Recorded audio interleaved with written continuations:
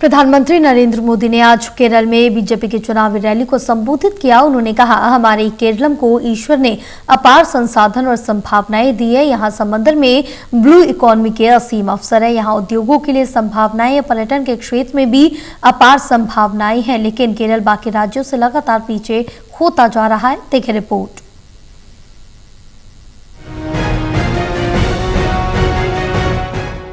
प्रधानमंत्री नरेंद्र मोदी ने आज केरल में बीजेपी की चुनावी रैली को संबोधित किया। उन्होंने कहा, हमारे केरलम को ईश्वर ने अपार संसाधन और संभावनाएं दी है। यहाँ समंदर में ब्लू इकोनॉमी के असीम अवसर हैं। यहाँ उद्योगों के लिए संभावनाएं हैं। पर्यटन के क्षेत्र में भी अपार संभावनाएं हैं, लेकिन केरल के बाकी राज्यों से लगातार पीछे होता जा रहा है। पीएम मोदी ने आगे कहा कि राज्य में इस बार माहौल बदल चुका है और जनता बदलाव चाहती है। उन्होंने कहा कि 9 अप्रैल को मतदान के बाद 4 मई को एनडीए सरकार बनने जा रही है। उन्होंने महिलाओं के समर्थन को अपनी ताकत बताते हुए कहा कि राज्य भर में एनडीए के पक्ष में माहौल दिख रहा। उन्होंने उम्मीदवार अनूप को समर्पित और मेहनती बताते हुए जनता से समर्थन की अपील की। रैली के दौरान उन्होंने सबरीमाला और भगवान अयप्पा का भी उल्लेख किया और इसे सांस्कृतिक जुड़ाव से जोड़ा। इसके साथ ही पीएम मोदी ने ये भी बोला कि केरल के लोगों को कांग्रेस और लेफ्ट से सावधान रहने की जरूरत है।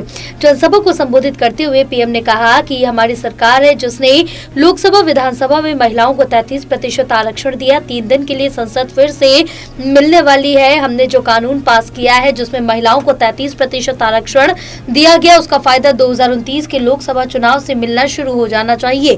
संसद में 33% महिलाओं की भागीदारी सुनिश्चित करने के लिए कानून बनाने की जरूरत है। जैसे संसद ने सर्वसम्मति से महिला आरक्षण का बिल पास किया था, वैसे ही 16 से 18 को 2 काम करने हैं। केरल, तमिलनाडु या बाकी राज्य जिन्होंने जनसंख्या नियंत्रण में अच्छा काम किया है, हम इस बार संसद में कानून में पक्का करना चाहते हैं कि कहीं पर भी लोकसभा की सीटें कम ना हो और दूसरा महिलाओं के लिए जो सीटें होंगी वो अतिरिक्त सीटें बढ़ जाए। इतना बड़ा फायदा हमारे दक्षिण राज्यों को मिले, इसके लिए हम कानून संशोधन के लिए सत्र बुला रहे हैं। हमने कांग्रेस के लोगों को बैठक के लिए बुलाया। हम उम्मीद करते हैं कि वे हमारी बात सुनेंगे। यह आवश्यक है कि संशोधन सर्वसम्मति से पास हो।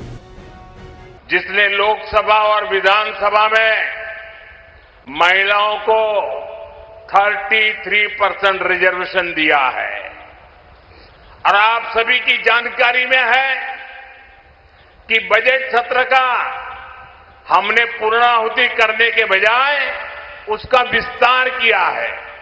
3 दिन के लिए 16, 17, 18 अप्रैल को संसद फिर से मिलने वाली है। आपको पता है क्यों मिलने वाली है? जो कानून हमने पारित किया है, 33% बहनें पार्लियामेंट में आकर के बैठे, लोकसभा की सीटें कम न हो, इसका थप्पा लगाने के लिए। और दूसरा, महिलाओं के लिए जो सीटें होगी वो अतिरिक्त सीटें बढ़ जाए। इतना बड़ा फायदा हमारे दक्षिण भारत के राज्यों को मिले। केरल में रैली को संबोधित करते हुए पीएम ने यह भी कहा कि इस चुनाव में केरल को फायदा होगा, भले ही उन्होंने खुद व्यक्तिगत रूप से कुछ नुकसान उठाना पड़े। उन्होंने कहा कि एनडीए उम्मीदवार अनूप पिछले 5 वर्षों से उनके साथ पूरी मेहनत और समर्पण के साथ काम कर रहे हैं। वो शांत, ईमानदार और दिन रात काम करने वाले कार्यकर्ता हैं।